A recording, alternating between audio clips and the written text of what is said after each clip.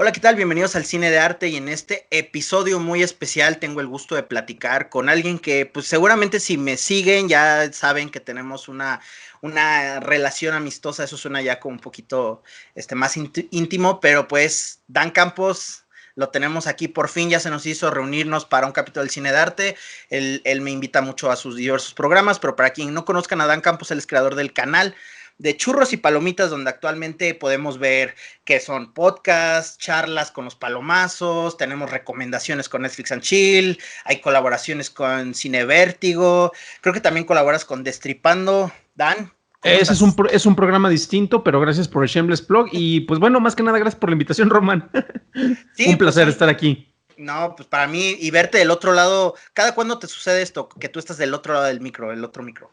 Pues es muy raro porque usualmente rechazo las invitaciones, sobre todo cuando son programas de cámaras de eco y no es choro, o sea, literalmente rechazo las invitaciones. También porque se ponen a grabar a la medianoche o cosas así, a esas horas yo ya voy por el tercer sueño, pero es una rareza, es un evento especial, tal vez no para ustedes, pero sí para mi gente.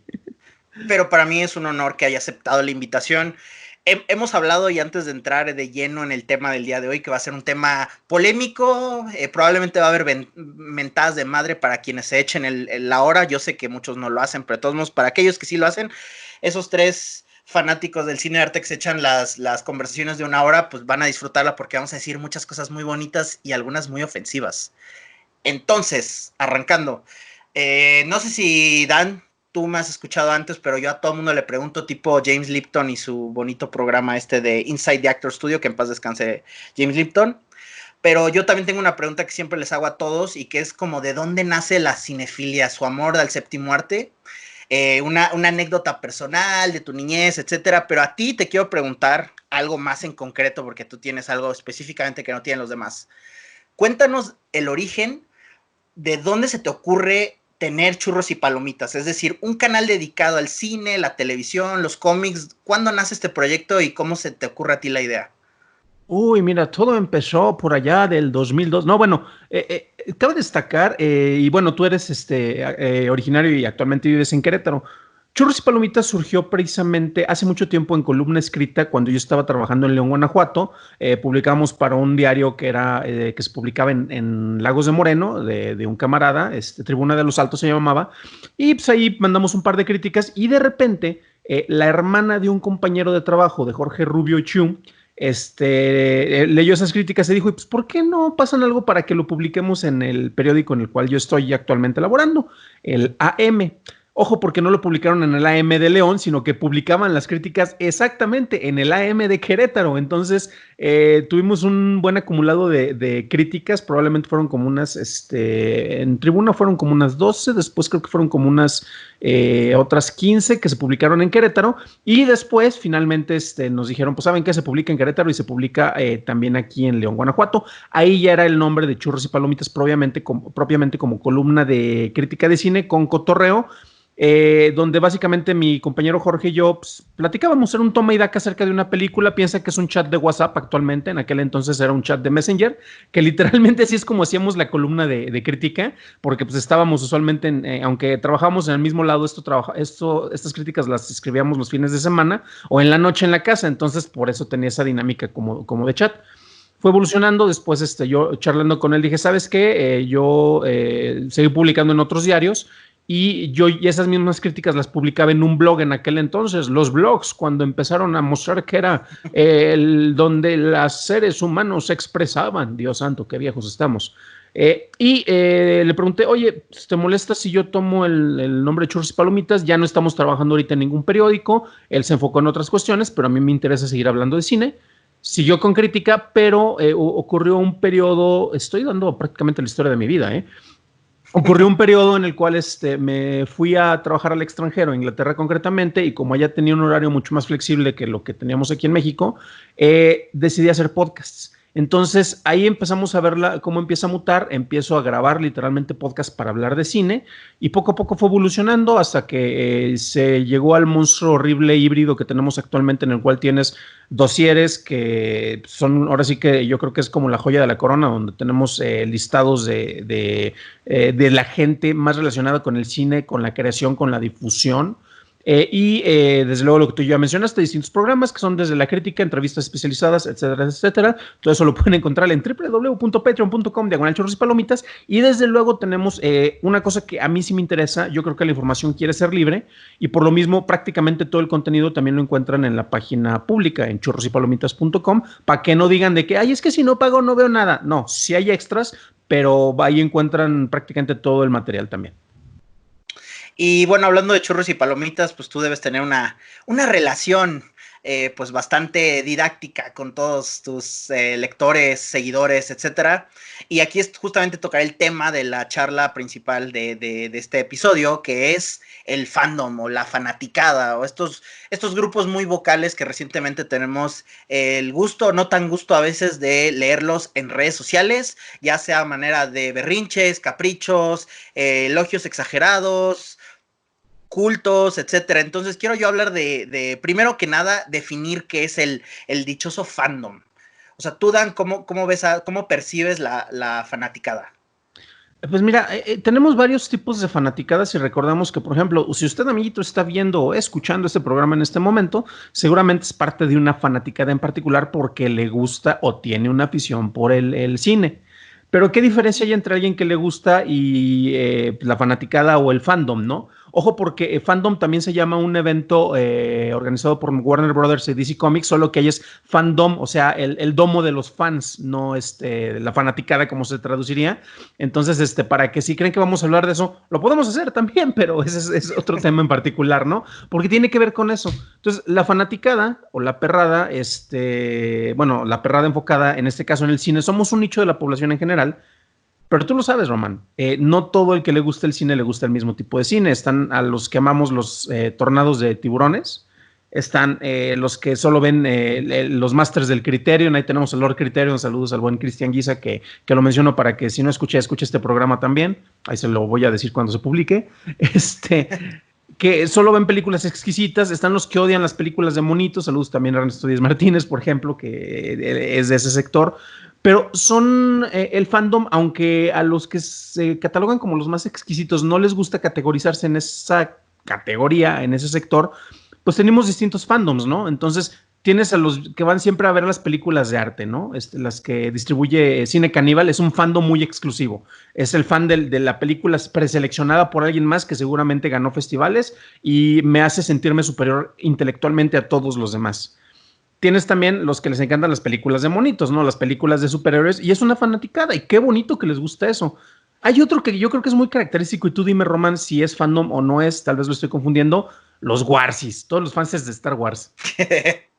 Sí, justamente hay, de hecho ya entremos de lleno a eso, de los Warsis. Hay dos grupos y algo que yo estaba leyendo antes de grabar el programa, me dio curiosidad dónde inicia el fandom, por así decirlo. Y yo leí que inicia en los años 30, justamente con el género de la ciencia ficción, y describen la primer convención como en el Caravan Hall en Nueva York, que tenía apenas 200 personas, y ese fue, obviamente hablamos de ciencia ficción, no a manera de en televisión, pues en los años 30 creo que no había, sino me imagino que en versión serializada en novelas, y etcétera, etcétera, pero creo que no sé si me equivoco, pero podríamos iniciar que ese fandom de la ciencia ficción probablemente inicia con Star Trek en los 60s, ¿no? En 1966 se estrena la primera transmisión de Star Trek y genera los Trekkies. Aquí es donde quiero mencionar algo. A mí me gusta Star Trek, pero yo no soy Trekkie o Trekker, porque también van a ver, si ustedes tienen la oportunidad de ver un documental que salió creo que en 1999 que se llama Trekkies, se los recomiendo mucho, que seguramente tú lo has de haber llegado a ver, Dan, hace muchos años, donde era básicamente una microvisión de cómo piensan los distintos fans y los grados de fanaticada. Existen la gente que se disfraza, va a convenciones, se la pasa muy chido, interactúa con otros como ellos, está poca madre. Existen los que ya son muy intensos. Había un dentista, por ejemplo, en el documental, donde el güey todo lo decoró en forma como si fuera la nave espacial del Enterprise ahí en su consultorio. Entonces, obviamente, eso ya es llevar la fanaticada. Hay otro, por ejemplo, una señora que llevó su uniforme de Trekkie a la corte, a un juicio. Y ella la criticaban mucho y decía, ¿por qué está bien que alguien que es fanático del fútbol, nadie le dice nada cuando lleva la playera de su equipo favorito, pero cuando es algo de Star Trek te ven feo, ¿no? que es un buen punto, digo, es factible, porque pues una fanática del fútbol creo que es mejor tratado que un ñoño, treki o trekker o como se llamen. Y por supuesto, obviamente, Star Wars, los Warsis. Y los Warsis también es bien chistoso porque cuando sale el original Star Wars y el señor George Lucas tiene la idea brillante de crear una mercadotecnia muy agresiva con todo lo que se refiere a Star Wars, pues de ahí se agarra todo el mundo para coleccionar los juguetitos, comprar la revista, jugar el videojuego, etcétera, etcétera. ¿Qué tiempos, no? ¿No se te hace, Dan, que eran como otros tiempos como muy distintos a los nuestros? ¿O crees que es lo mismo, excepto que ahora tenemos ya la internet, que es otro desmadre? Mira, también el problema es que el internet nos ayuda a crear cámaras de eco en las cuales si coincido con alguien en opiniones es más probable que me junte con él. Eso nos pasa en el mundo real, pero se llega uno a clavar tanto y cree que lo que a uno le gusta y ese pequeño grupo le debería de gustar a todo mundo, y eso es algo por lo que estamos pasando actualmente, que es demasiado tóxico, y ellos seguramente van a decir que el tóxico soy yo por estar diciendo este comentario, que cómo me atrevo a cuestionarlo, y aparte hombre blanco y heterosexual, Dios santo, seguramente es lo más terrible que puede existir, pero sin embargo, esto ayuda mucho a crear esas cámaras de eco que te hacen que te centres y que creas que estás en algo que, aunque a ti te apasiona, a todo mundo le debe de apasionar. Ahorita mencionaste algo muy característico, que previamente, por ejemplo, a los ñoños, a los nerdos, a los intelectuales, se les criticaba por mostrar tal vez físicamente con el vestuario, con algunos accesorios, lo que les apasionaba. Y actualmente eso está pasando con el deporte, ¿eh? O sea, por ejemplo, muchos dicen, ay, pues mira, gracias a la pandemia estamos mejor porque no hay fútbol. Y pues es exactamente el mismo tipo de bullying que ocurría en el sentido contrario. Pero, por ejemplo, ahorita que hablabas de eventos, hay uno que ha evolucionado y que nos ayuda a entender cómo ha sido el impacto social y la expansión de los fandoms. Hablemos de la ñoñez, pero se puede reflejar en otros aspectos. De los aspectos nerdos, tú ya mencionaste Star Wars, Star Trek, que tampoco no fueron los primeros, o sea, pero el primero que logró consolidar en un solo lugar fue la Comic Con de San Diego, que se llevaba a cabo en el sótano de un hotel, allá precisamente en San Diego. Y curiosamente, entre sus invitados estaba Jack Kirby, por ejemplo, estaba Ray Bradbury, o sea, estamos hablando de personalidades que solo... Explica quiénes son, porque hoy en día nadie va a saber quién es Ray Bradbury o Jack Kirby, ¿eh? Nadie. Pues mira, a grandes rasgos, si no saben quiénes son, qué pena me da su caso, así que váyanse mejor a escuchar otro programa, porque definitivamente no deberían de estar aquí. Pero estamos hablando de grandes autores, o sea, Ray Bradbury, en el terreno de la ciencia ficción, uno de los autores más grandes, más relevantes de habla inglesa, traducido a muchos idiomas y a quien le debemos magníficas y grandes historias. Y Jack Kirby, por ejemplo, que es probablemente el creador más prolífico y más explosivo en el mundo de los cómics, y solo por mencionar algunos. Y precisamente, bueno, San Diego Comic Con empieza enfocada en los cómics, literalmente pasó a estar en un sótano a llenar el Salón H, que es el más famoso precisamente en un centro de convenciones en dicha ciudad. Y, por ejemplo, ahí con el paso del tiempo pasó una cuestión bien interesante. Dejó de ser de cómics y se volvió de cultura popular. Y el primer indicador a gran escala para los que no querían creerlo fue cuando pues literalmente el Salón H, por el cual te tienes que formar horas y horas y horas, a veces desde días para cierta presentación, pues de repente en vez de encontrarte a los ñoños disfrazados, te encontrabas con mamás, te encontrabas con chavas. Qué bueno, porque había mayor diversidad. No es únicamente el ñoño de lentes, el ñoño de barba, el gordo que está ahí encerrado en el sótano de su casa, sino que te encontrabas una mayor variedad y estaban haciendo fila para ver presentaciones de la película de Crepúsculo.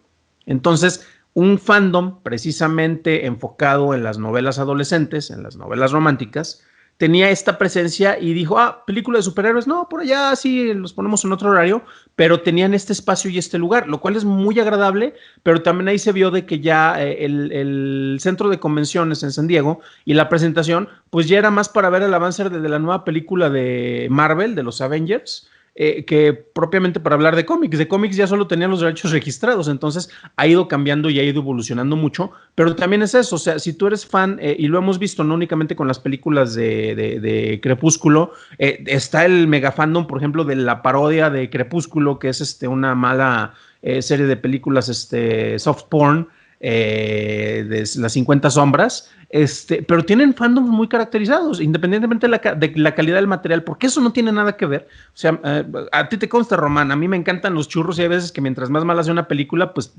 o sea, Charnado tiene un fandom, si queremos catalogarlo de esta manera, o como decíamos hace rato, ¿no? Las películas de culto de que yo solo veo el cine de Kubrick, pues entraría como otra subcultura dentro de estas razas de fanaticadas, ¿no?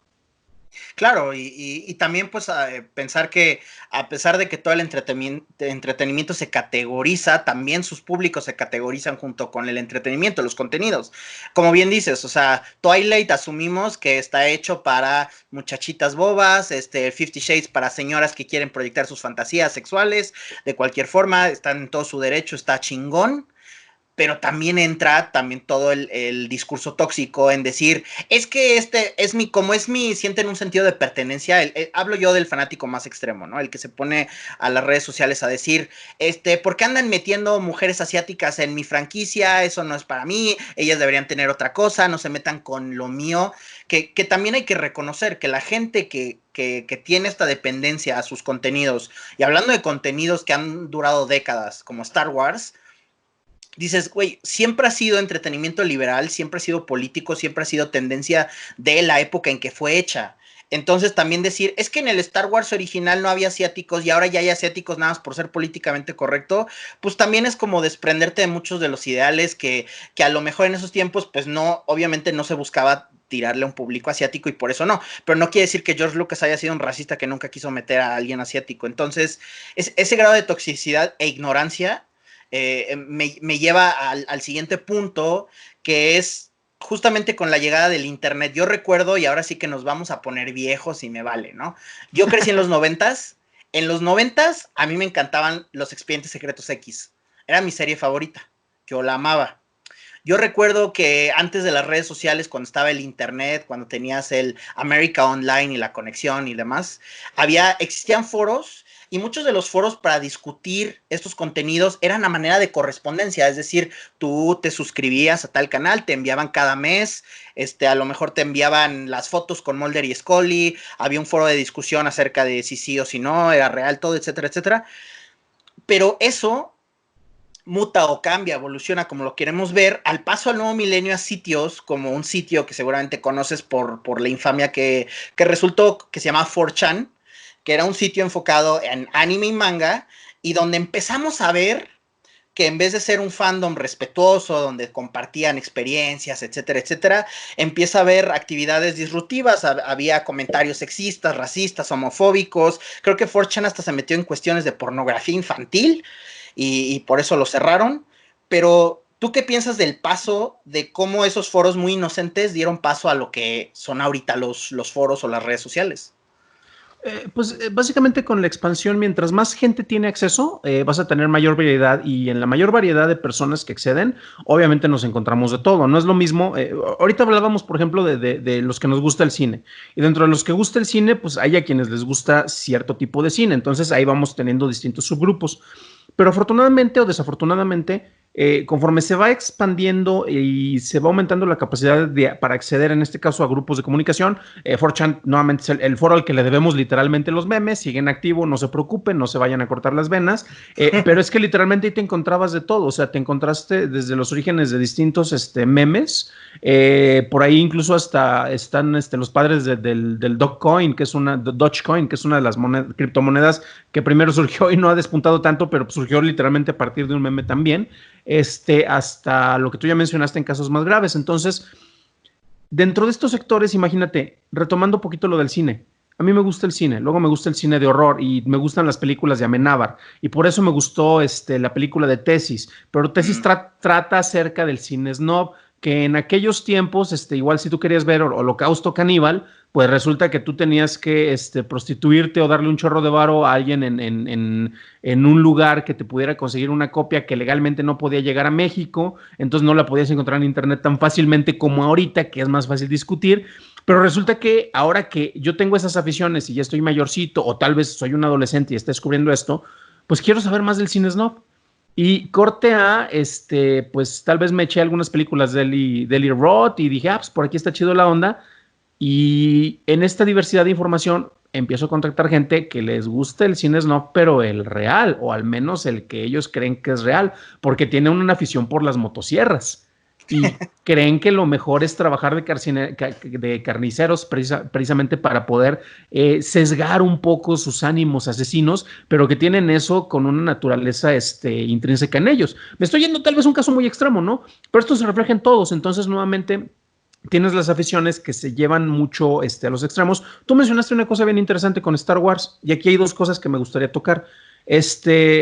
También hay una cuestión, recordemos que se critica mucho, por ejemplo, en el cine, de que hay mucho blanco y todo, pero recordemos que el cine surgió como una especie de refugio para los judíos a los que nadie les daba trabajo. Entonces, perdón, pero los blancos que tú estás viendo eran discriminados en otra cuestión e hicieron su fuente de trabajos. Entonces, pues también son cuestiones que luego fueron aumentando en promoción y publicidad. Ahorita estamos en una época distinta. Tú ves películas, o por ejemplo, la adaptación del musical, que si tienen Disney Plus la van a poder ver, que es Hamilton, que entre las cosas que le dio fama es el hecho de que su cast es primordialmente mixto. O sea, prácticamente fuera del rey George no hay nadie de raza blanca en ese musical, que eso no lo hace bueno en sí, pero te muestra que tú puedes narrar una historia donde no había absolutamente nadie blanco, donde no había prácticamente nadie que no fuera blanco, todos eran ingleses rebeldes, y funciona porque la historia está contada de una manera que es eficiente. No sé si tú escuchaste o viste una película que se llama La historia personal de David Copperfield, que se salió hace relativamente poco. Claro, sí la vi. Que hace prácticamente lo mismo y se basa en una novela de Charles Dickens, y Charles Dickens seguramente sí conoció gente afroamericana y todo, pero pues el personaje principal, David Copperfield, es alguien de ascendencia india, perdón. Entonces tienes un cambio en el manejo de los casts en los cuales si la persona te cumple una función, pues no deberías de poder criticarlo. Ese era un punto. Y el otro, retomando un poquito lo que tú mencionabas de Star Wars, tengo un cuate que es súper fanático de Star Wars. Y ahí te va, cuando él quiso presentar sus exámenes tanto para el CCC para el CUEC, y le decían que qué película, como la pregunta que tú usualmente le haces a todo mundo, menos a mí, ¿qué película fue la que te inspiró para la cinefilia y para la pasión? Y el cuate trabaja de asistente productor, line producer, es buenísimo en cuestiones de cine y de televisión. Y él dijo Star Wars, y lo ningunearon porque no, es que nosotros, mira, Tarkovsky, o sea, no manches, el maestro Regadas, no, nosotros hablamos de otras cosas. Go and fuck yourself, gently with a chainsaw. O sea, ese tipo de racismo, de discriminación que tenemos. Oye, pues Star Wars es una película, ¿por qué no te debió de haber inspirado como para que tú quieras hacer esas cuestiones? Entonces, también yo creo que es un aspecto muy triste, ¿no? Que creemos o queremos cerrarnos como que en lo que nosotros creemos es lo conveniente, el cine o nuestras aficiones, y aislamos mucho lo que está, aunque entre en las mismas categorías y a veces con la misma o mayor pasión, pero pues como el que le hacemos el feo, ¿no? Le hacemos así el fuchi, vete para allá, caca. Sí, es justamente lo que todo, o sea, creo que esa es la característica principal del fandom, que está plagado de prejuicios. Es decir, y lo más chistoso es que hasta dentro del mismo fandom, es decir, dentro de este núcleo de fanáticos, hay veces que ni siquiera ellos llegan a una conclusión de lo que debe o no debe ser la obra, y eso también me da a un tema que probablemente es polémico, probablemente cada quien tiene su opinión, a mí me vale, quiero saber tu opinión, Dan. Hablando de relación entre autor y fanático, ¿el autor tiene la responsabilidad como el creador del contenido al fanático o no tiene absolutamente ninguna responsabilidad para darle lo que quiere? La única responsabilidad que tiene un autor es consigo mismo y con la historia que quiere contar. Lo demás son jaladas de los demás. Oye, que si yo soy la autora de Harry Potter y dije un comentario de los demás. Ahorita tenemos mucho, en México le dicen la cultura de la cancelación. Ernesto Martínez está haciendo una historia exitosísima con los posts de eso. Yo prefiero llamarlo como en algunos sectores de Estados Unidos, que es el call out culture. ¿A qué se refiere? Es la cultura en la cual voy a evidenciar distintos sectores. O sea, no es tanto que a mí me guste, que quiero que se quede sin trabajo o que se cancele. Los más extremistas sí. Ya ves que retiraron libros precisamente de la autora de Harry Potter de distintas bibliotecas, porque ya no me gustó lo que dijo. Entonces, a ver, espérame. Primero, dos detalles, y esto es muy polémico en algunos sectores. Separar la obra del autor. Entonces, a muchos les causa resquemor, a pesar de que puedan utilizar una frase tremendamente efectiva de Hitler. Y sí, me fue a Hitler para ir a los puntos extremos y luego regresar. Pero a final de cuentas es como incluso como se dice, un reloj averiado pues le atina dos veces, ¿no? O sea, eso no significa que debas de discriminar. Una verdad es una verdad, no importa quién la diga. Y de la misma manera vamos al otro aspecto. Entonces, Oye, pero es que este autor pasó con Game of Thrones. Es que el final de la serie a mí no me gustó. Yo ahorita estoy repasando nuevamente la última temporada en Blu-ray para verlo, como no lo pude ver en streaming en su momento por la compresión de materiales del servicio de HBO, y veo los episodios y están muy bien estructurados. Que le falta algo, lo que sea, sí, pero eso lo encuentras en cualquier otra cuestión.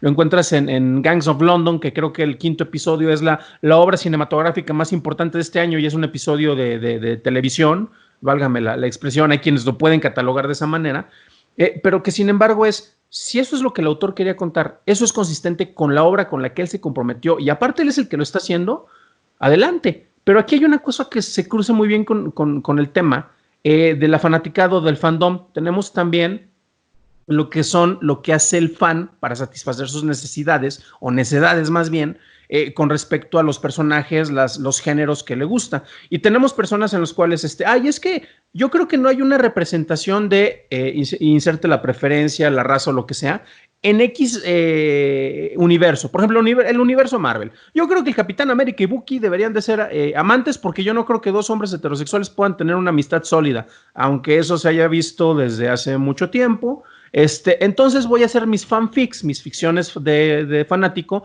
en las cuales voy a llenar ese vacío porque nadie es capaz de dármelo.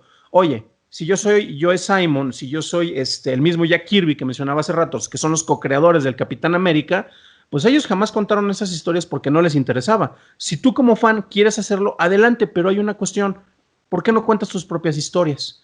Actualmente en México tenemos una bronca, este es un tema que estoy adelantando porque creo que mañana grabo y publico algo relacionado al derecho de autor, pero también la cuestión tiene que ver con esto. ¿Por qué no escribes tus historias con el Capitán América y el Winter Soldier gays? Ay, es que no me las va a publicar Marvel. No, porque ellos tienen que velar por el manejo de los personajes. Si deciden hacerlo adelante, qué chingón, pero que lo hagan con una buena historia. Pero tú sientes que lo debes de hacer, pero no lo puedes hacer con personajes que tú tengas la capacidad de crear e inventar. ¿Por qué? Pues porque no son populares, porque no son los que yo leí y yo quiero darle mi propio giro. ¿Y por qué no entonces te enfocas en hacer tu propio giro? Hablábamos hace rato de un caso. Oye, a mí me gustaban las novelas de Twilight. Voy a hacer mi parodia porno y mal escrita aparte. ¿Podemos criticarle todo lo que queramos al autor de esta serie? Sin embargo, hizo lo que la mayoría de la fanaticada, y surgió literalmente de foros, surgió como fanfiction. Entonces, ahí ves un buen caso, una buena implementación de canalizar toda esa energía frustrada, y creó no un género narrativo, pero creó su propio universo, carajo. Sí, sí, y lo hizo, y ahora sí que es digno de congratular. Ya quisiéramos todos mal escribir una novela, porque siendo sinceros, esas son pésimas historias, pésimos libros, pésimas películas. Y a lo que yo quiero también platicar es, una cosa es que nosotros, por ejemplo, se cree una propiedad intelectual, como así le dicen, un IP, de algo que tiene un exitazo y se convierte en algo muy grande, que a lo mejor no era el plan original, pero gracias al éxito. Ahí está Matrix, que tiene 50,000 influencias, pero no está basada directamente en algo previamente escrito. Pero Matrix se volvió una trilogía, va a haber una cuarta película, estaba el Animatrix, había cómics, todo bien. Pero, ¿qué pasa cuando tenemos un material previamente en un medio, como son los cómics, y después llega esta ola de superhéroes y se adapta al cine exitosamente, llámese Marvel, DC, y ahora tenemos a gente que dice, es que en los cómics decían una cosa y me lo están cambiando en la pantalla grande? Y tienen los cómics, tienen algo con qué comparar, a pesar de que en los cómics también puede haber 50,000 versiones del mismo personaje.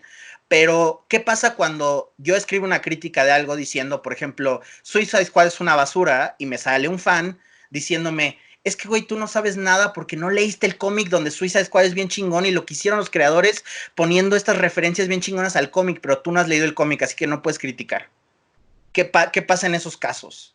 ¿Tenemos que ser expertos en el medio para criticar el otro medio o qué?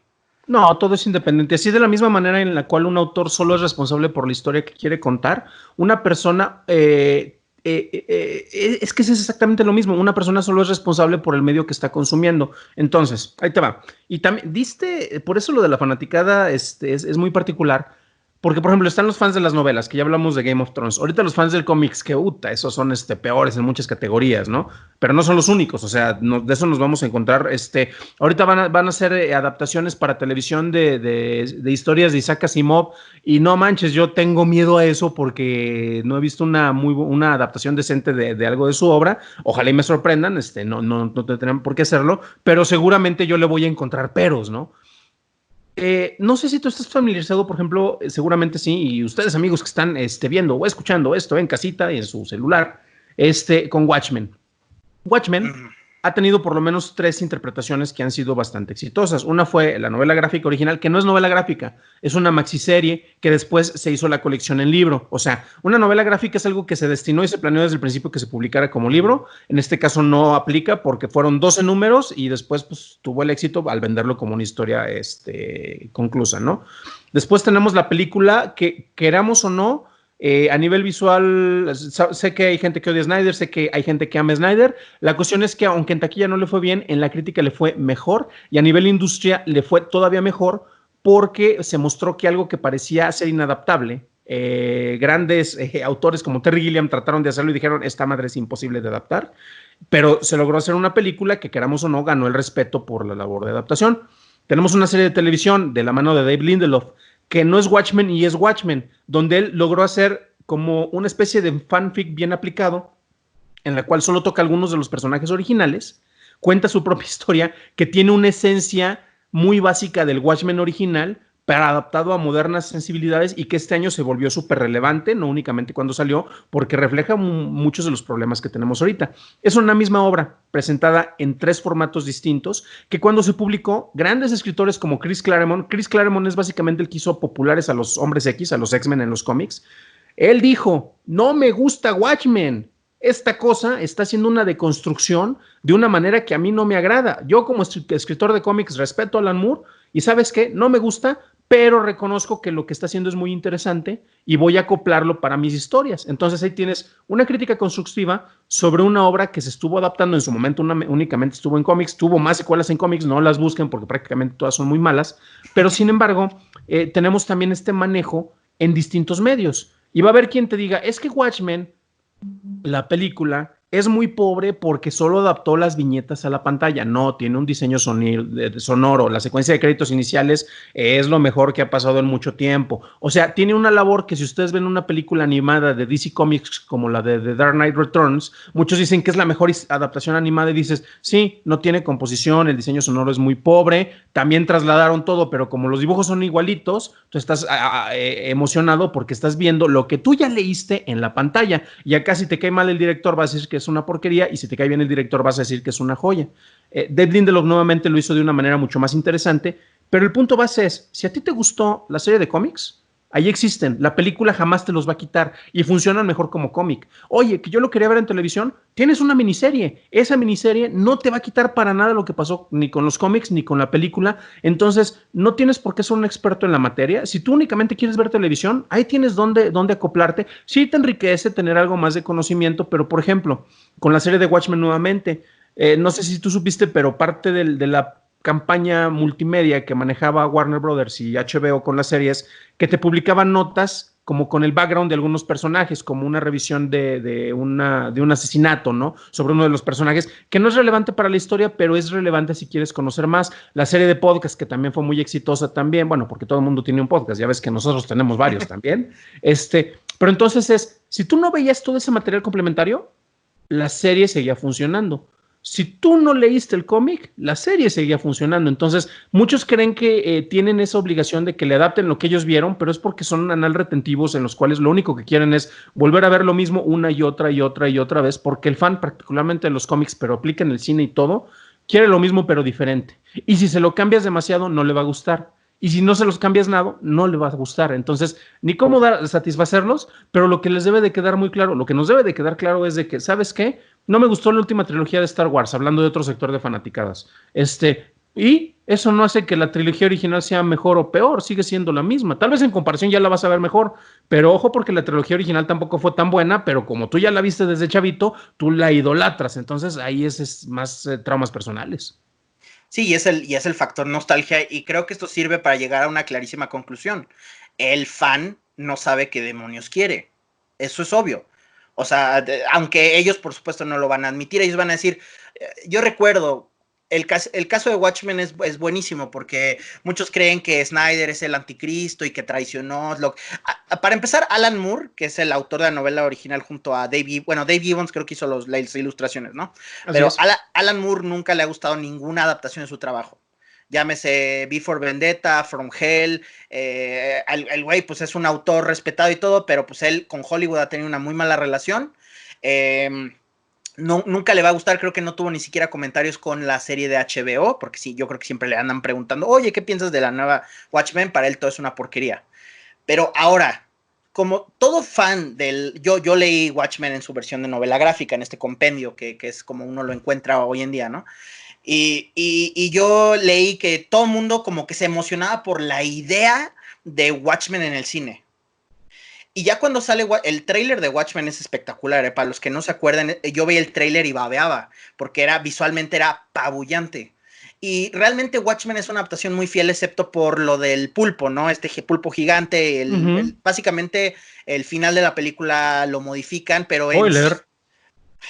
La película salió en el 2008, no sé cuánto. Oye, si empiezas a leer la Biblia y te dicen que Jesús se muere al final, sí les estás arruinando la historia, entonces también más respeto, ¿eh? Perdón, pero no escuchen esto.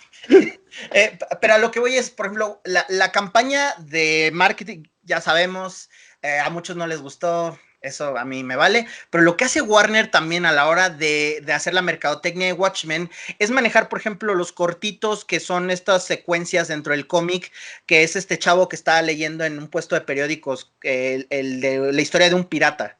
Sí, la historia del carguero negro. Ajá. La historia del carguero negro, de hecho, lo hicieron en versión animada, narrada por Gerard Butler de 300, porque había trabajado con Zack Snyder, y sacaron una versión llamada The Ultimate Watchmen, que es una versión que encuentran en DVD, Blu-ray y hasta 4K, donde pegan todo. Entonces, literalmente, fuera de ese detallito del pulpo gigante y lo demás, Watchmen es prácticamente idéntico al cómic, y aún así lo odiaron. Pero hay un detalle, perdón, rápidamente que te interrumpa. Dime. Porque sí tiene que ver también la adaptación al medio, que es lo que muchos no entienden.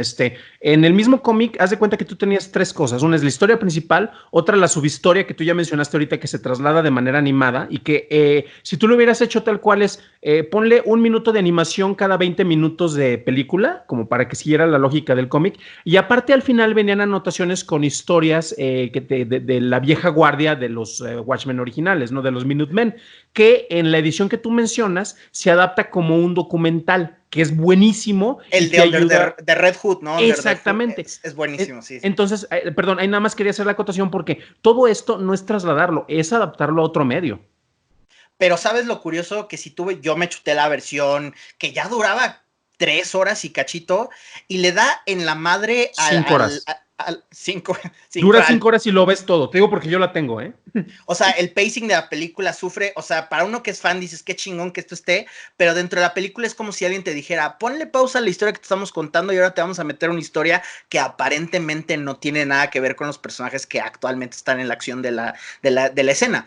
Entonces, y también Warner saca otro contenido que es para, ya que no digan, es un cómic animado, es literal el cómic de Watchmen con movimiento, los paneles con movimiento, y lo sacaron en DVD, y ya para que no digan, puta, si el fan dice, es que yo quería mi Watchmen que fuera cuadro por cuadro, literal, con movimiento, Warner también lo saca, y aún así... Que ese salió antes, ojo, porque surgió mucho antes de que surgiera como película, y son varios los cómics que adaptaron de manera animada, y sigue la lógica de el Marvel Action Hour, que creo que es de los 60, 70, si no me falla la memoria, en la cual cortaban las viñetas de cómics del Capitán América y nada más les movían la boca y movían las viñetas. Usa esa misma lógica, pero con nuevas tecnologías. Entonces, sí, ahí lo tienes, y te garantizo, como tú bien dijiste, que la persona que quería ver solo las viñetas animadas no le gustó porque, pues así que chiste, que va al punto de que le cambias mucho nada o algo y van a quedar insatisfechos.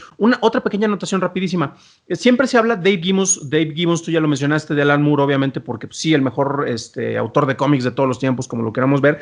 John Higgins es el encargado del color, y una cuestión que a la mayoría de las personas que le pasa, se les olvida en Watchmen, es el juego de colores porque toda es paleta secundaria, no verás nunca azules, rojos ni amarillos, bueno, amarillos sí, pero verás más violetas, cafés, que te ayudaban a contextualizar todo esto, y tiene que ver, sí, con la idea de Alan Moore, pero John Higgins enalteció por mucho el trabajo de arte, y muchos ni siquiera lo tienen contemplado, y dices, ay, bueno, esto, pues, ¿qué tiene? Piensen en la figura de Rorschach, por ejemplo, que también muchos malentienden. Volvemos a lo de las fanaticadas. Para muchos es el héroe o el antihéroe, porque es el que se opone y el que quiere la verdad. Es un maldito redneck conservador, traumado, que estaba obsesionado con una idea y que bajo los estándares actuales está más cerca del Blue Lives Matter que de tratar de defender una verdad. Entonces, pero como es el protagonista con el que tú te enganchaste, no lo quieres soltar, de la misma manera que en Game of Thrones las fanáticas de Daenerys Targaryen, pues les costó aceptar el manejo del final. Entonces, también ahí está esa pequeña peculiaridad. Está interesante cómo se fanática, se vuelve uno fan de personajes, de historias, pero también se tiene que ver que a final de cuentas son cosas secundarias, ¿no? O sea, son historias. Lo mencionamos ahorita. ¿No te gustó las últimas interpretaciones de Watchmen? No hay ninguna bronca con eso. El cómic que tú leíste, ahí sigue, va a seguir estando todavía. Tú compraste, no es como que hubiera llegado Jack Snyder y se hubiera masturbado con los cómics y te los haya dejado y todos plegostiosos. Es lo que a muchos no les queda como que claro, carajo. Sí, es la famosa frase, arruinaron mi infancia. Es como, güey, nadie arruinó tu infancia. Ahí sigue tu infancia. Y por ejemplo, si alguien, una pésima adaptación, está de The Last Airbender, de Avatar, The Last Airbender. Yo no he visto la serie animada original, que dicen que es una maravilla, yo les creo, se ve buena.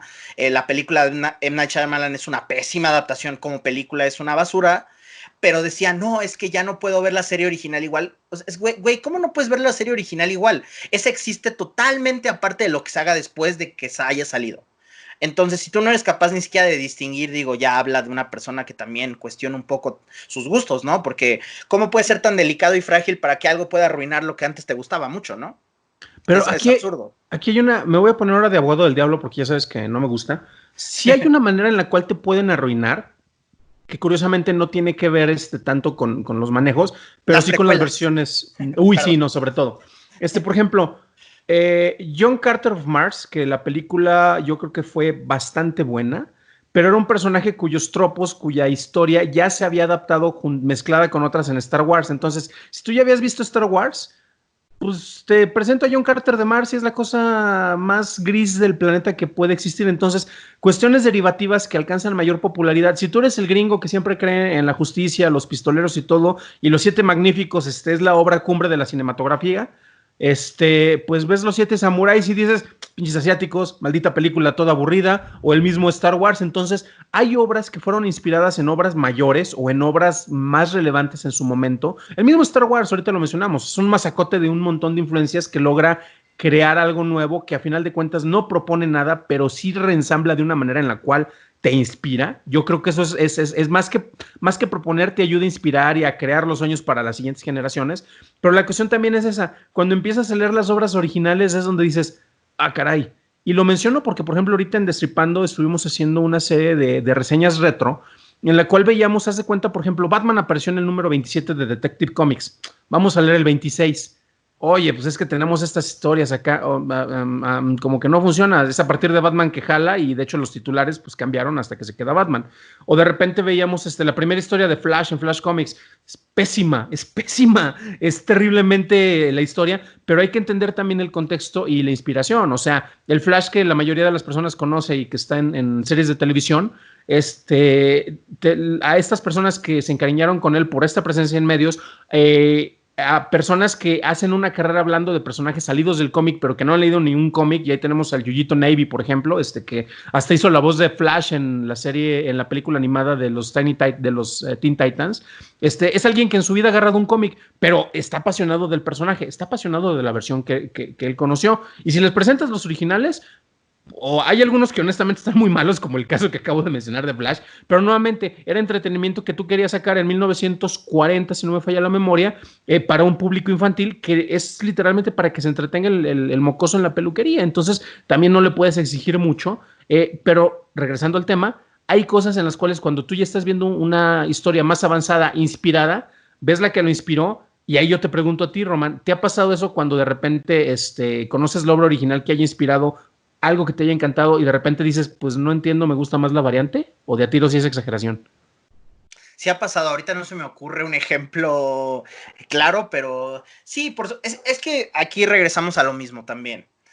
Cualquier fanaticado que te diga, no, es que el libro es mejor, pues estamos trabajando en distintos medios. No se puede adaptar. Cuando dices, es que le recortaron la escena en el capítulo 8 de Harry Potter, donde en la película, nada, que me choca. Pues sí te has dado cuenta que estas películas tienen un equipo de guionistas, de realizadores, de productores. Si recortaron esa escena, tiene una razón lógica. No es que dijeron, ay, ching, la vamos a recortar solo para fastidiar a los fans que quieren ver la película trasladada al cine otra vez. Entonces, creo yo que si no entiendes también de cómo adaptar al cine, que es un medio completamente diferente a nivel narrativo, a nivel de tono, a nivel de lo que tú quieras, a un libro, donde tú te puedes chutar, es como el ejemplo del Señor de los Anillos. Digo, los libros, pues la verdad son libros que realmente no tienen ni tantita de la acción que ves en las películas. Son libros donde tu personaje está caminando por el bosque, describen cada hojita que cae, describen todas las razas. Si hicieran esa película, te dormirías en 20 minutos. Entonces, obviamente hay una labor de adaptación a otro medio que tienes que mantener la esencia, pero a la vez no puedes tú respetar el texto palabra por palabra. Es absurdo. Pero ahora yo quiero regresar a algo y regresar a un nombre que creo que es un nombre que vamos a estar escuchando, que ya escuchamos, que es Zack Snyder. Zack Snyder, que para algunos es el anticristo que arruinó. Ya ves que los fans de DC son peor, perdón, pero son la peor calaña que hay. Me refiero a los fans que se ponen así a decir, es que Marvel es puras risas y diversión y todo es ligero y DC todo es bien oscuro, no hay chistes, todo es la psicología, ¿no? Refiriéndose siempre a Batman, pero Batman bajo el lente de Frank Miller, ¿no? Que lo hizo oscuro y todo así. Entonces, cuando Snyder le toca pasar de, no me acuerdo si fue, qué película fue previamente a Man of Steel, pero cuando hace Man of Steel, yo recuerdo que la famosa escena donde, spoilers, donde mata a ¿cómo se llama? Azot, Azot, y que dicen, no manches, Superman no mata, no mataría a uno de los suyos, así que Snyder traicionó al personaje, ¿no? O sea, claramente, o después Batman, que en Batman v Superman, ¿no? Sale Batman, ya el Batman también medio Frank Milleresco, que es Ben Affleck, sacando una escopeta y, oh, por Dios, Batman no tendría una escopeta, a pesar de que tú puedes decir que hay cómics donde sí sale con escopeta, pero bueno. ¿Cómo crees que cuando el fanático dice, es que él no haría esto, como diciendo, yo creé el personaje, más bien yo sé el personaje más que Zack Snyder? ¿Qué argumentos puedes tú para contraponer al fan que está empedernido en decir esto no haría Superman en el caso de Man of Steel? No, de entrada hay dos cuestiones. Al momento de tratar de rebatirle, estás entrando en su juego, porque él tiene una mentalidad tan cerrada en la cual existe un círculo entre lo que está permitido y lo que está fuera no tiene cabida. Entonces, estás tratando de convencer a alguien que no está dispuesto a escuchar otro argumento. Lo estás tratando de ofrecer argumentos. Entonces, de entrada, no vale la pena ni siquiera esforzarte, ni tal vez por tener una discusión, una borrachera o algo, valga la cuestión. Pero mira, revisando rápidamente, Zack Snyder se dio a conocer por 300, que es una calca de un cómic hueco, con hipermasculinidad, que le cayó como anillo al dedo, ¿no? Después hizo la leyenda de los guardianes. No, perdón. Hizo Punch, Watchmen. ¿no? Watchmen, Sucker Punch. Hizo Watchmen, la leyenda de los guardianes, que esa le fue de la fregada, y después hizo Sucker Punch, que también le fue de la fregada, pero tiene una broma en el mismo título, porque Sucker Punch es el golpe que te dan así de descuido, entonces es de que estabas esperando ver algo que en los trailers la neta se veía muy bien, y lo ibas a ver en la película y dices, ¿qué porquería es esto? Pues te dio un Sucker Punch en la cara, o sea, es un chiste práctico que muchos como que no entendieron, ¿no? Pero el punto es que el antecedente comiqueril que tenía y que le había ido súper bien era 300, que le fue excelente, es con el que se ganó a Warner Brothers. Después con Watchmen, que le fue lo suficientemente bien como para que le encargaran, en este caso, la revitalización. Y bueno, eso también tenía que ver con la mano de su compadre, ¿no? De Christopher Nolan, el cual dijo, pues saben que este joven de mi generación tiene talento, ya les dio varo y él podría encaminarse. Pero bueno. Volvemos a la cuestión básica con el manejo del autor y respondiendo ya directamente a la pregunta. Si tu personaje no haría esto, estás traicionando la esencia, pero te tengo noticias. Esa no es la historia que yo quiero contar y quien está contando la historia en este momento soy yo. Entonces, Si quieres que yo te dé justificaciones, claro, Batman surgió con pistola y después las dejó de utilizar, y la pistola que utiliza en la película, en Batman v Superman, si no me falla la memoria, no es para matar gente, sino es porque trae un tracer y cosas así por el estilo, o en la misma novela gráfica, que no, bueno, en la misma miniserie de Batman de Dark Knight Returns, resulta que usan escopeta también, y es exactamente de ahí de donde surge la idea de meter este elemento visual acá para lanzar un tracker, entonces es nada más quejarse por querer quejarse, pero por ejemplo, vámonos a otro medio, los videojuegos. Si tú estuviste jugando la serie de Injustice o si estuviste con la serie de juegos de Arkham y ves el Batman que te hizo Snyder, vas a estar fascinado porque es el Batman que tú estabas acostumbrado a controlar acá y que nunca se había hecho así, porque Nolan será la genialidad, el siguiente Kubrick o lo que quieran catalogar con el hype que le quieran meter,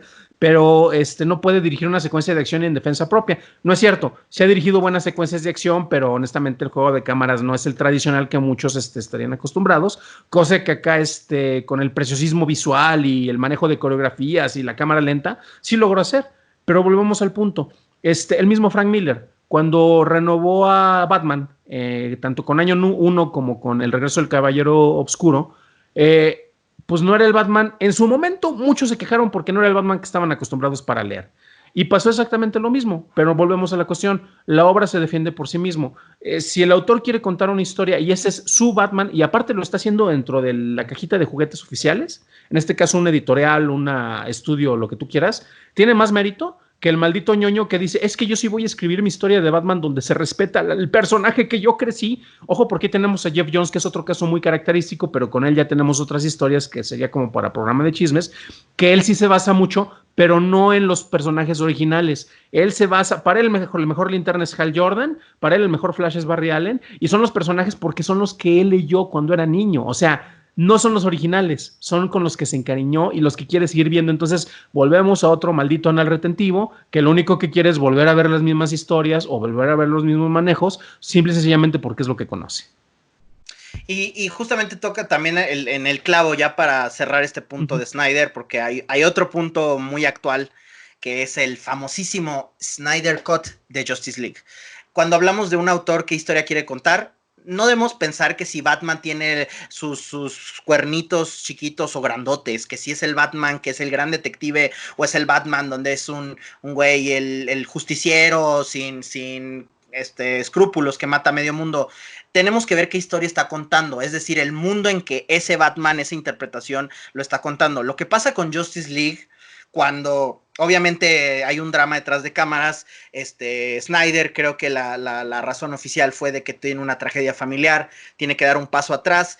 El estudio toma la decisión de traer a Joss Whedon y hacer la película, meterle el claro humor de Joss Whedon, hacerla mucho más ligera, aparte hacerla mucho más corta, porque la película originalmente tenía la intención, creo que hasta de hacer 2 películas, de hecho iba a haber una primera iban a ser 2 partes. Y justamente imagínate en este caso cuando tienes ya un guión ya establecido, porque el guión estaba escrito, tenías no sé cuánto porcentaje de la filmación ya hecha, y el director original, que tiene una clara visión, que empezó desde Man of Steel, continuó con Batman v Superman, la iba a terminar con Justice League, y traes a alguien que tiene una sensibilidad completamente diferente. Agarras escenas que sí filmó, pero le vamos a cambiar el filtro de color a unas secuencias de acción, le vamos a meter chistecitos, le vamos a meter etcétera, etcétera, ¿y qué resulta? En un total desastre, un fiasco, que para mí Justice League es uno de los grandes fiascos de DC, porque obviamente no hay una sola visión en pantalla, tienes los cachos que claramente son Snyderescos, tienes los cachos que claramente son Joss Whedon, y tienes a un estudio que hizo un desmadre de la edición de la película. Ahora sí, ¿qué pasa cuando los fans dicen, no, release the Snyder Cut? ¿Cuándo inicia este desmadre del release the Snyder Cut hashtag? Creo que fue como un año después que salió la película de Justice League. Aproximadamente sí, pero también aquí hay una cuestión, porque Snyder fue muy inteligente, porque él no tiene nada que ver con eso. Literalmente fueron la fanaticada, que qué bueno que lo mencionas porque es precisamente el punto de acá, los que empezaron con eso, que compraron hasta un billboard, ya ves, en una de las avenidas más recurrentes, casi en Sunset Boulevard, no fue en Sunset Boulevard, pero sí ahí al ladito de la Comic Con y todo eso, y fue la fanaticada la que ayudó a esto. Pero a ver, aquí hay un detalle, porque sí es una mezcla de temas que da como para 20 episodios. Tendrás que release de Rangel Campos Scott, ¿no? Porque tienes dos visiones, y ahorita que hablaste de Batman, en teoría vamos a tener tres Batman en los próximos años. Uno es el de Matt Reeves, que muchos ya lo criticaron porque visualmente se ve chafa el traje. Pattinson, yo confío más en él como actor que otra cosa, pero la visión va a ser súper criticada porque es distinta. Pero a mí me interesa ver porque Matt Reeves ha hecho películas que a mí se me hacen muy interesantes. Entonces, no tiene nada que ver. Yo no quiero volver a Batfleck. Igual es una porquería de la misma manera que muchos criticarían, por ejemplo, Batman y Robin, ¿no? La película de Schumacher, que ahorita se está revalorizando. Hay quienes lo odian más, hay quienes de repente entienden el planteamiento. Pero, por ejemplo, ahí Joel Schumacher en una entrevista que hizo se me hizo súper fascinante y que tiene que ver con este planteamiento. Él de entrada dijo que solo debió de haber hecho una película, no debió de haber dirigido la secuela. Ya ves que hay quienes dicen que para vender juguetes, insértele las historias, pero él tiene la frase que creo que le da sentido a todo, es de que, a ver, Batman es de 1939. Batman y yo tenemos prácticamente la misma edad. Si usted, jovencito, está frustrado y cree que honestamente esta versión no es para usted, ¿sabe qué? A Batman le vale madre y yo estoy más cercano a saber lo que él quiere por la edad que usted. Entonces, nuevamente, no tiene nada que ver. Pero regresando a Justice League, te digo, vamos a tener tres versiones. Probablemente regresa el Batman del futuro, que era el Batman de Burton, ya más viejo, desde luego, después de ser el buitre. Tenemos la versión de Zack Snyder que va a ser únicamente para televisión de paga premium, porque es lo que va a regresar. Y sí hay contrato confirmado con el mismo Affleck para que regrese. Se especula que podría ser para otras cosas, no únicamente para reshoots. Igual y se avientan su versión de su película que no le gustó a John Berg y que no le gustó a Jeff Johns, y que son los que ocasionaron un montón de problemas dentro del estudio, que ya ahorita ya no es nuevo, pero se han ido ventilando cada vez más. Y tienes también a Chris Terrio, que ese es una especie de comodín dentro de este tramo de esta historia, porque Chris Terrio, ganador del Oscar, supercuate de Ben Affleck, también trabajó en los guiones de esta película y probablemente se deshizo, se destruyó, quién sabe qué haya pasado, pero Chris Terrio también se ha encargado de hacer muchos guiones, digo no muchos, varios guiones que son muy, muy malos. Entonces ahí también como que tal vez no tendríamos como que echarle la culpa o la responsabilidad, porque recordemos que bueno, dirigió la última, coescribió con J.J. Abrams el episodio 9, que yo creo que es de lo peorcito que ha habido de Star Wars, porque es básicamente desdecir lo que hizo alguien, otro director, con una visión que no compartía el director original, y del director original me refiero al de la primera entrega de esta nueva trilogía. Se fue por otro lado que muchos odiaron, el fanboy nuevamente empedernido dijo, no es mi Star Wars, y bueno, que es curioso porque para parchar y deshacer y decir, esta película hagan de cuenta que no pasó, se traen un escritor que también ha estado en los dos lados, que igual y llegó nada más al final para darle híjole, como el mandato editorial o el mandato del estudio tengo que hacer que haga sentido, igual y le pasan una porquería de ideas que tiene que tratar de hacer que jueguen dentro de lo que quieren, y pues no tiene mucho campo de acción, que también eso es lo que tendríamos que ver. Tú mencionaste nuevamente con Justice League, básicamente tenía tres visiones, la de dos directores, uno que tuvo que salir y la justificación fue la tragedia personal, que sí es terrible, pero en realidad ya no lo querían.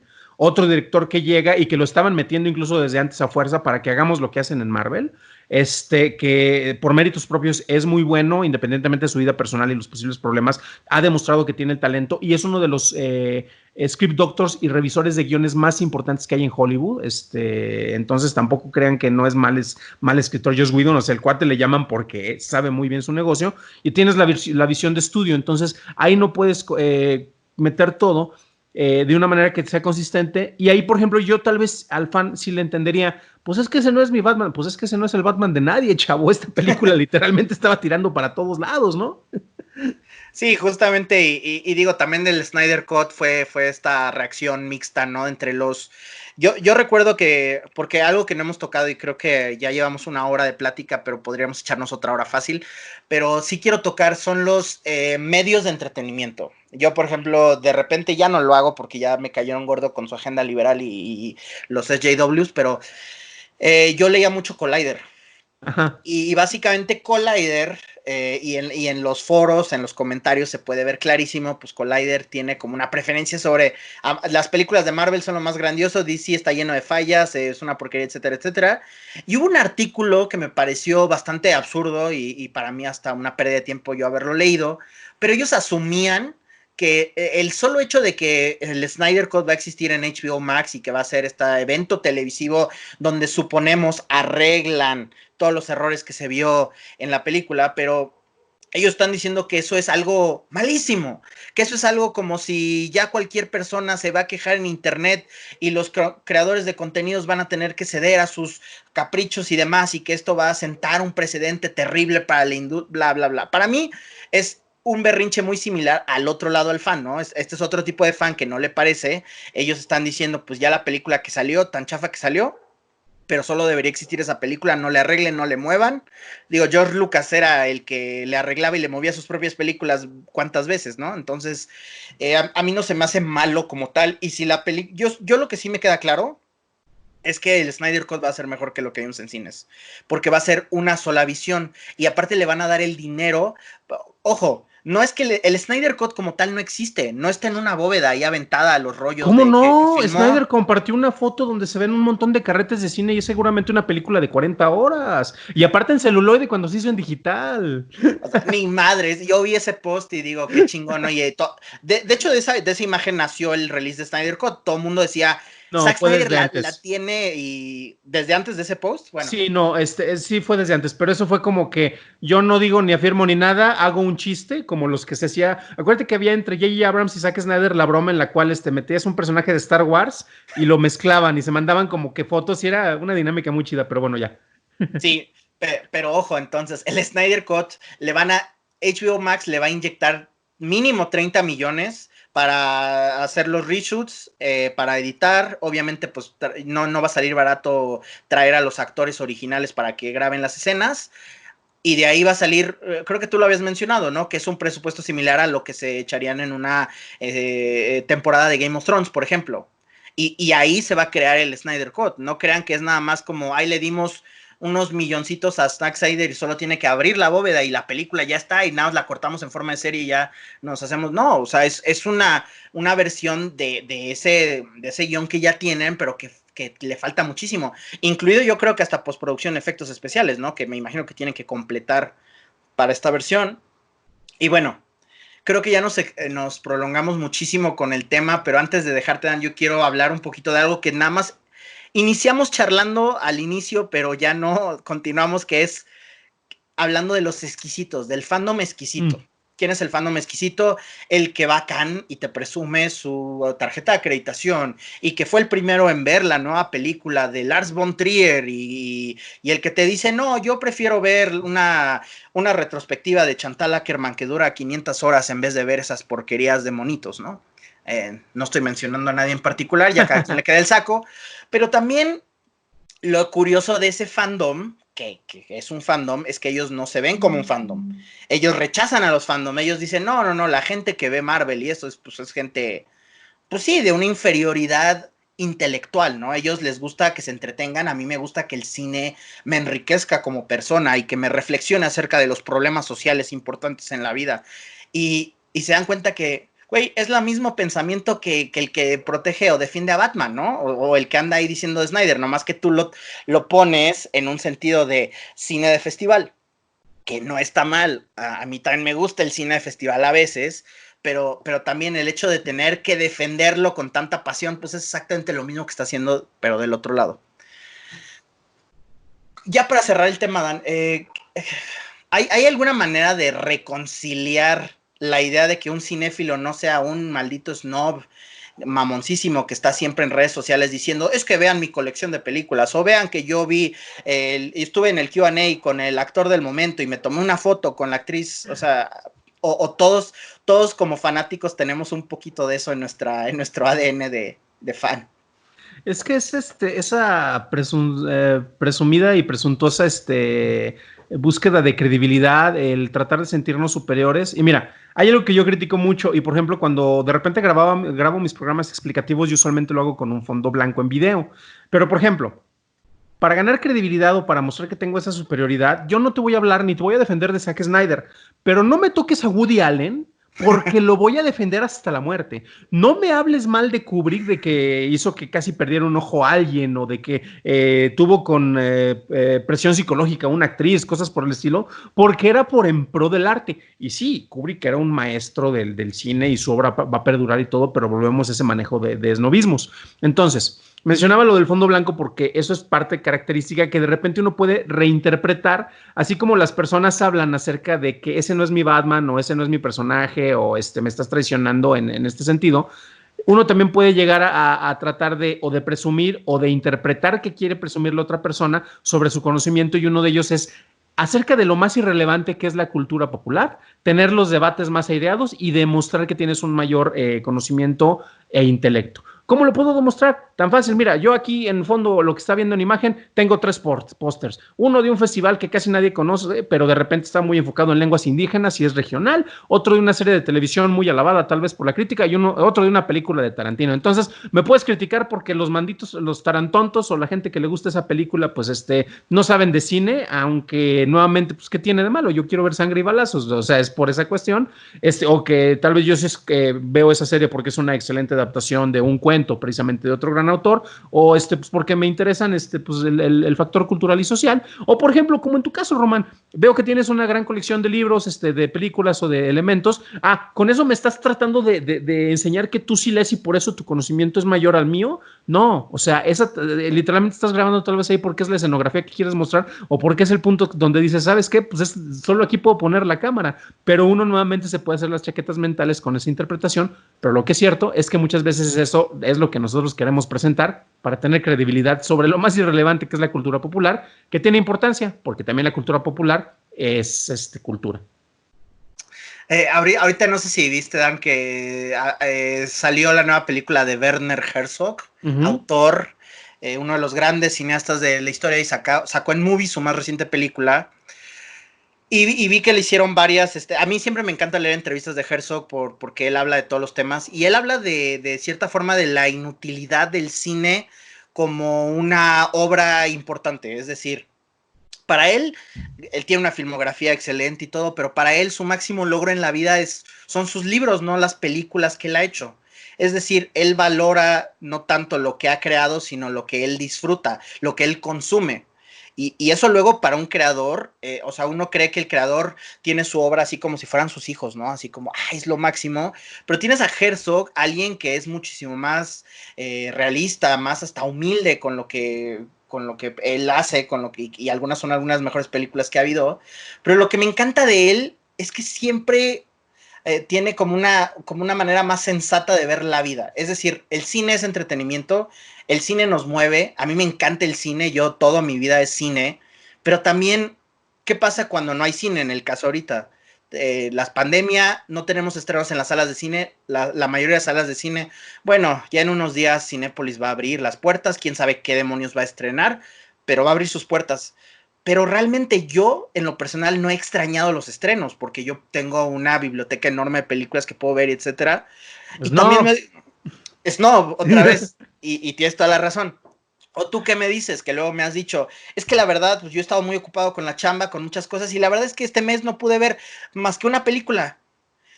Yo que vi 40 películas en un mes y tú que viste una, yo soy mejor que tú, yo soy más culto, soy más chingón. Yo digo que no, simplemente pues, disfrutas una película, qué chido, qué bueno, recomiéndame qué ver, eso también es bastante válido. El que más ve para mí debería ser el más generoso porque sabe más, pero no para que yo cargue como una medalla diciendo, oye Dan, ¿ya viste mi colección? Qué chingón soy. Sí, ¿de qué me sirve que me pongas en un pedestal? Si vale madres, o sea, finalmente es como quien vea la película. Además, también algo que me requete choca del cinéfilo actual es la velocidad o el tiempo en que tú consumes algo. Es como si yo te dijera, Dan, ¿ya viste El Padrino? No, no la he visto. No mames, Dan, ¿cuántos años tienes y no has visto El Padrino? Deberías suicidarte, güey. Es que El Padrino debiste verlo cuando tenías 6 años, mínimo. Y dices, güey, cada quien va a consumir lo que quiere consumir en el tiempo que quiera consumirlo. Punto. No nos hace ni mejores personas ni peores personas. Y también la manera en que consumimos las cosas también no nos hace mejores. Ese es mi shameless plug también, de que no importa si van al cine, si van a Netflix o si van a los torrents, que también ese es como el sucio secreto que todo el mundo ve, incluido el señor Herzog nos recomienda bajar sus películas en torrent. Ojo. Cuando no hay otra opción, sí, no recomendó que todo el mundo se haga pirata, ¿no? No, no, ojo, porque ahí, qué bueno, perdón, y rapidísimo, porque él lo ha Sí. dicho, pero después de eso, todo el mundo cita el que él promoviera, y eso sí hizo entre comillas la piratería, pero después de eso él dijo, pero ojo, porque yo vivo de esto, o sea, si todo el mundo consume en pirata, no hay manera de que se pueda producir esto, y nadie citó esa parte, pero perdón, termina el punto. Es que no, como si el mundo no fuera sensacionalista y sí, o sea, y también el contexto de ese quote, ¿no? O sea, fue Ujú, porque creo que fue en una sesión, una conferencia o algo así, y ujú. alguien le comenta o le pregunta, es que señor Herzog, en el país donde yo vivo no tengo manera de consumir sus películas, y ahí es cuando Herzog dice, ojo, si ustedes los pueden ver, o sea, si ustedes no lo encuentran de forma legal, tienen mi aprobación de descargarlo, solo en el caso de que no lo consuman de manera legal en su país. Vaya, no. Herzog dijo que descarguemos todo en torrent. No, no, no, no. Pirateen sus películas. No, o sea, tampoco. Entonces, que por cierto, su última película está muy interesante. Te la recomiendo, Dan. Por ahí sí la ves. Pero bueno, ya estamos cerrando la conversación. Se puso muy, muy buena. Dan Campos, ¿dónde te podemos encontrar? Ahorita en mi casa estoy desempleado. Si tienen algo de trabajos en el área de media, publicidad y cine, tengo mucho conocimiento. Entonces, pues ahí me encuentran. ¿Dónde? Pues en twitter.com/DanCampos. O como mencionamos al principio, en Churros y Palomitas, donde tenemos distintas charlas, programas. Por ejemplo, el martes de esta semana tendremos Netflix and Chill con distintas recomendaciones. Vamos a tener una charla en Destripando con Jamal Ingle, que es un dibujante más recientemente estuvo trabajando en la serie de Dragonfly y Dragonfly Man, donde curiosamente dos versiones que serían como si confrontaras el Batman rudo de Ben Affleck contra el Batman ñoño de ay, se me fue de Batman 66 de Adam Adam West. West. Ajá. Imagínate que los dos se tienen que confrontar, entonces él es dibujante de esa serie y de otras cosas más. Eso va a estar pasando el miércoles en vivo, entonces pues ya depende de cuando vean esto, sabrán si pueden verlo en vivo o pueden verlo detrás. Y bueno, todo el contenido está disponible en churrosypalomitas.com y si nos sobran unos centavitos, yo tengo como 20 Patreons, entonces cosas rápidas en cuanto a contenido o churros y palomitas, para que nos complicamos, ahí es donde encuentran todo sobre cine y narrativa en general. Perfectísimo. Pues yo me despido. A mí me encuentran como Marcador00. Si quieren seguir la charla aquí en YouTube, pueden mentarnos la madre, escribir comentarios, quejas, lo que sea, los aceptamos, son bienvenidas. O en Twitter. Muchas gracias. Al contrario, gracias a ustedes.